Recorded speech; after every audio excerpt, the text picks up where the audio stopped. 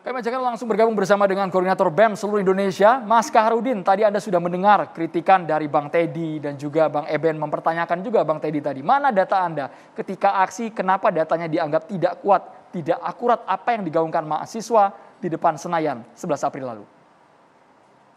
Baik, terima kasih. Selamat malam untuk abang-abang semua dan selamat malam untuk masyarakat Indonesia. Hidup mahasiswa.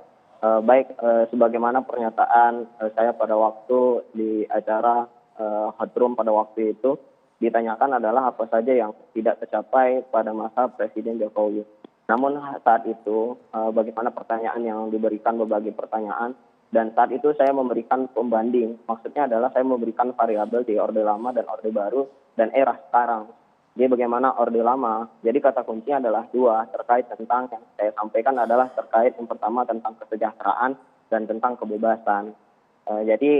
Terkait tentang Orde Baru, saya sampaikan sebagaimana klarifikasi bahwa memang benar-benar pada waktu itu adalah saya ingin menyampaikan bahwa pada Orde Baru itu kita tidak memperoleh kebebasan, tapi memperoleh kesejahteraan.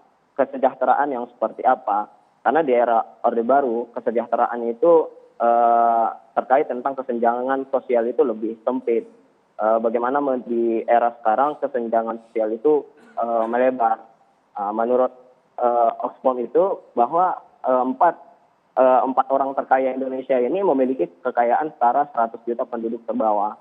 Dan juga berdasarkan Gini Index gitu kan dari tahun 1984 gitu kan sampai 2017 yang data yang kita punya itu semakin tinggi angkanya dari angka 0 sampai 50. Jadi seharusnya kan hari ini bagaimana kesenjangan sosial antara kaya dan miskin itu terlalu jauh. Maksud dari yang saya sampaikan terkait tentang kesejahteraan. Jadi memang pada waktu itu betul-betul bagaimana penyampaian saya terkait tentang Orde Baru adalah seperti itu. Artinya butuh pembanding karena yang kita lihat adalah jangan sampai setback seperti mundur kepada zaman sebelumnya, dan kita takut kan, kita tidak mau kembali lagi pada masa sebelumnya. Benar sebagai disampaikan oleh Abang terkait tentang Orde Baru kan itu masa lalu, kita mempelajarinya jangan sampai terulang kembali seperti itu, dan ini yang kita khawatirkan bagaimana kita jangan seperti mundur ke zaman Orde Baru dan sebelumnya. Jadi ada dua terkait tentang kesejahteraan dan kebebasan. Jadi yang perlu Yang poin kebebasan, Mas, kami butuh penegasan kembali. Yang poin kebebasan berekspresi, mengeluarkan aspirasi, bisa dipertegas kembali. Kalau versi Koordinator BEM seluruh Indonesia, poinnya apa? Esensinya apa? Antara Orde Baru dan juga sekarang di era demokrasi ini. Saat ini terkait tentang bagaimana tentang kebebasan, memang Orde Baru ada masalah kebebasan, ada banyak terjadi pelanggaran HAM di era Orde Baru. Dan juga bahkan hari ini kita kenapa ke era sekarang, janji-janji Presiden juga bagaimana hari ini mengungkap terkait tentang HAM gitu kan, bagaimana terkait tentang hal tersebut. Kemudian juga bagaimana hari ini tentang seandainya ya, Presiden Jokowi kalau itu meminta masyarakat untuk lebih aktif. Kalau seandainya rezim ini otoriter, kamu sudah tidak ada di dunia ini. Saya dari tadi membiarkan Abang berbicara, jadi izinkan saya untuk berbicara, menyampaikan poin saya. Kita habiskan Kaharudin dulu, Bang. Jadi kan biar sama-sama. Tadi saya bicaranya ngawur kemana-mana, nggak jelas nih.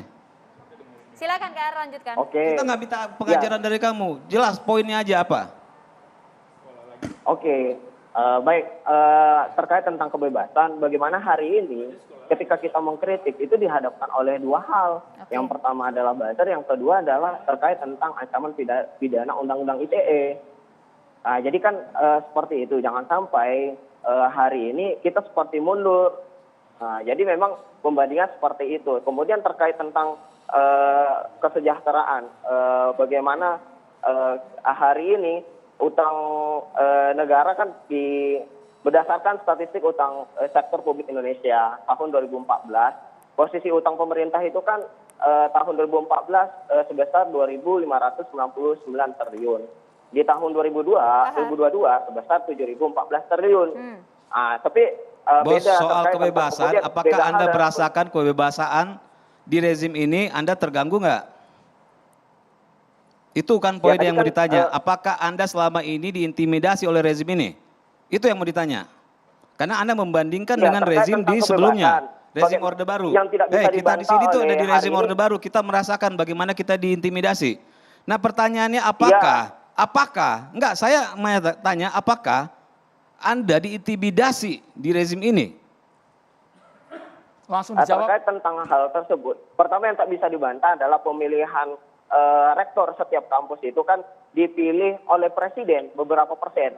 Ada persenannya. Ya kan, itu Makanya kan saya pertama bilang ini pembukaan anak-anak kampus. ini, Itu yang sangat anak-anak jelas. ini nggak punya Termasuk juga ilmu ke saya bilang mahasiswa. turunnya. Makanya saya bilang Anda itu bukan keseleo, tapi Anda itu memang tidak memiliki dasar, tidak memiliki ilmu sama Ya, sekali. saya tidak ada maksud Makanya terkait tentang enggak kalau mau kebebasan. bicara Undang-Undang Dasar 45 itu sudah jelas. Saya mau tanya apakah Anda di rezim ini ya Anda tidak kebebasan Anda di rezim ini dikebiri nggak selama ini? Sampai situ dulu Bang, kita kasih kesempatan jawab ke Harudin. Apakah Iya. ada intimidasi yang langsung Oke, dirasakan teman-teman BEM? Iya, yang pertama tadi disampaikan terkait tentang kebebasan, bagaimana contoh, misalkan bagaimana beberapa BEM yang belum mendapatkan SK rektornya, kan bagaimana tekanan, kemudian surat pemanggilan waktu melakukan aksi, kan itu kan kita tidak membedakan antara Orde Baru dan Orde sekarang. Tapi hari ini ingin menyampaikan adalah jangan sampai kita mundur ke era-era sebelumnya yang sudah terjadi. Dan itu kan menjadi pembelajaran bahwa bagaimana hari ini, ya tidak ada yang menyampaikan bahwa hari ini lebih buruk dari Orde Baru. Tapi hari ini saya sampaikan bahwa jangan sampai kita setback atau seperti mundur. Ya. Baik, Mas Karudin. Aku. Silakan Bang Egy. Ya, jadi Nanti kita kasih kesempatan dalam Bang Boni Harudin. konteks sebagai TPUA ya, tim pembela ulama dan aktivis. Nah, sekarang tiba saya bela aktivis ini, Adinda Kahar, gitu loh. Jadi tidak mengurangi hormat Adinda Teddy ya. Dalam perspektif yang dimaksud kesejahteraan, memang tidak dijelaskan secara elemennya. Dalam perspektif itu, saya membagi ada 6. 4 untuk sejahtera fisik, 2 batin. Kan sejahtera itu harus lahir batin. Yang dimaksud secara fisik, 1 pendidikan, 2 kesehatan, 3 perumahan, 4 pekerjaan, orang punya pekerjaan.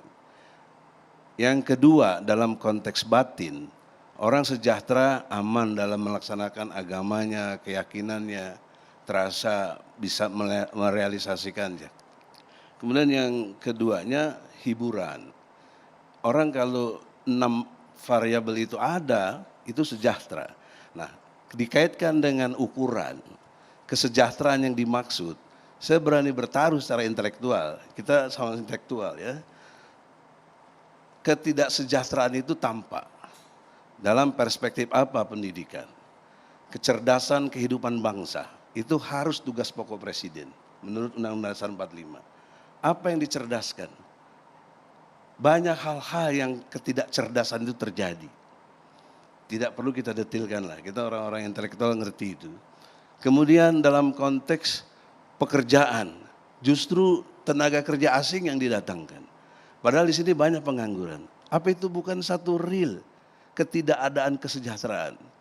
Perumahan juga, banyak layak yang tidak punya rumah. Menurut penelitian yang saya pahami, 46% di DKI itu orang nggak punya rumah, ngontrak.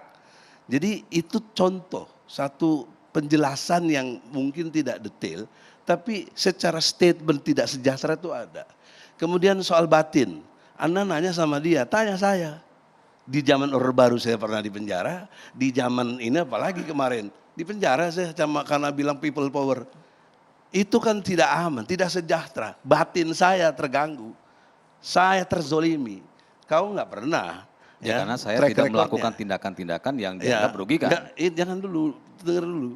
Kan ukuran sejahtera yang Anda apa kok merasakannya? Ya dia belum barangkali. Tapi dia merasa baru diintimidasi. Kalau saya sudah ngalamin di penjara. Jadi memang tidak ada kesejahteraan itu dalam perspektif saya yang ngalami. Oh kalau perspektif abang ya sudah. Saya nggak perlu diskusi kan? Ya udah makanya. Jadi jangan mengglobalkan orang dengan goblok-goblok. Saya kira nggak begitu. Kita punya ukuran mana? Nah, jadi dalam perspektif itu, Sudi kiranya sebagai aktivis dia punya apresiasi begitu, itu satu hal yang luar biasa. Juga sekarang, kalau dibandingkan dalam konteks dulu, Anda ini nggak menyebut aja, yang sekarang big data ternyata big bohong oleh si Luhut, siapa yang mau persoalkan tuh? Suruh ditantang sama ketua DPD, tidak berani bicara. Itu contoh. Jadi oleh karena itu dalam perspektif pembodohan dan lain sebagainya yang tadi saya sebut 6 variabel itu terjadi gitu loh. Bahkan kalau tadi Adinda Eben ini saya udah senang udah kembali jalan yang benar. ya, itu jeleknya sedemikian rupa Orde Baru, oke. Saya juga ngalami yang begitu-begitu kan. Tapi dalam konteks konsep tahu diri, Soeharto menurut saya tahu diri.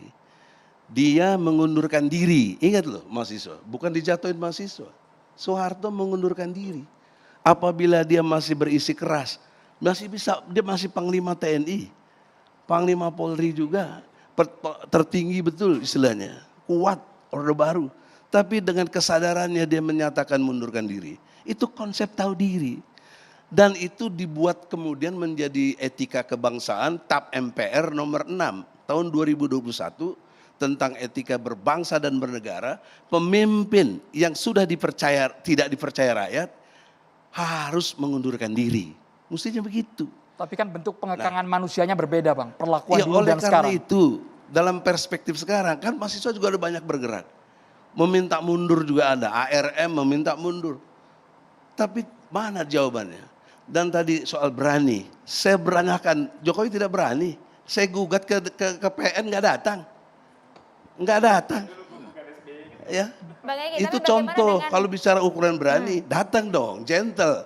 Ini ngasih surat kuasa juga enggak. Oleh karena itu praktek-praktek dalam konteks bernegara ini jangan dilihat satu perspektif mahasiswa. Kita secara whole masyarakat ini, saya bagian dari masyarakat ini merasakan itu gitu loh. Kalau Kalau kita, kita Bang Egy enggak juga Bang, sepakat gini, dengan apa yang kalau disampaikan kita oleh mau Kahar. diskusi, Saya sepakat enggak, sama- kalau kita mau diskusi sama di Adinda luar dari Kahar di luar tadi. dari- boleh. Ya. Tapi kan saya pada konsepnya kita sesuai dengan judul di sini. Makanya saya pada fokus pada di situ. Kalau abang udah kemana-mana, bisa kita diskusikan Oke, kemana-mana Bang Teddy, nih. kita tahan. Kemana-mana Bang apa Boni. orang bicara tentang diri saya, tentang sejahtera. Kita berikan kesempatan untuk Bang Boni, silakan Bang. Sudah nyala itu Sudah, Bang, langsung saja. aja Bang. Ini aku belum mulai apa-apa udah pada seru nih. Gue jadi penasaran. Segmen nih. kita masih banyak, tenang aja Bang. Siap. Enggak, aku seneng nih Bang Egy punya kacamata nih. Bagi dong Bang kalau ada dua nih. Harus begini, berdemokrasi itu kan harus begini ya. Berbeda, iya exactly. Dan saya tahu kan segenau Bang. Iya, kita berbeda tapi kita harus tetap elegan kan dalam konteks persahabatan ya. Kayak tadi, ini saudara saya Noel ini agak lucu ini. Saya bilang ngapain kamu marah sama Pak Erick Thohir lah bro. Kan jabatan Pak Erick bukan milik pribadi, milik rakyat. Jadi Pak Erick cuma mengikuti aturan lah, beliau nggak bersalah lah. Soal tadi di awal bahwa saya kecewa, enggak. Saya nggak pernah kecewa dengan pemerintahan Pak Jokowi, ini harus digarisbawahi. Ketika dulu saya dikibulin sama Menteri Rini Sumarno, ini cerita masa lalu nih Bang. Saya diminta, ini rotasi ke komisaris, Anda mau nggak pindah ke ini, kata utusan beliau, Dirjen. Saya bilang, oh saya nggak ada minat dari awal memang untuk posisi apa ya, silakan lu taruh gue di mana, sepanjang tidak melanggar undang-undang dan di mana gue merasa kompeten. Tiba-tiba berhenti, keluar beritanya diprovokasi, saya diberhentikan. Sejak kapan berhentikan? Nah terus kemudian dipindahkan ke tempat lain, padahal saya nggak pernah setuju tuh. Saya ditaruh di perusahaan, saya nggak pernah setuju dan saya nggak pernah masuk kantor dan saya berhenti emang. Saya nggak mau. Dan saya tolak terima gaji pada saat itu. Nah ini artinya kalau kita bicara pengalaman pribadi Bro Noel. Artinya semua itu pun saya lewati dan karena apa? Saya berpikir ada yang lebih besar dari saya. Dari sekedar perihal saya. Ini bukan tentang saya, ini tentang bangsa, ini tentang negara. Maka mengawal pemerintahan Pak Jokowi adalah tanggung jawab dan tugas seorang negarawan. Bukan seorang petualang, bukan seorang rent seeker, bukan seorang vigilante atau apapun. No, kita adalah negarawan, kita harus konsisten di jalur itu. Tapi bahwa saya kecewa dengan Lutfi misalnya, setuju saya marah.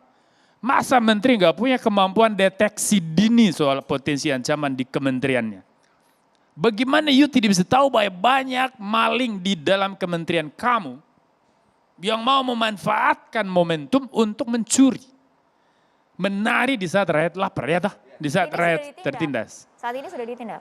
Ya ini kan soal konsekuensi ditindak pasti. Kita bicara prediksi, antisipasi. Kita bicara kemampuan memproyeksi potensi-potensi masalah di masa depan.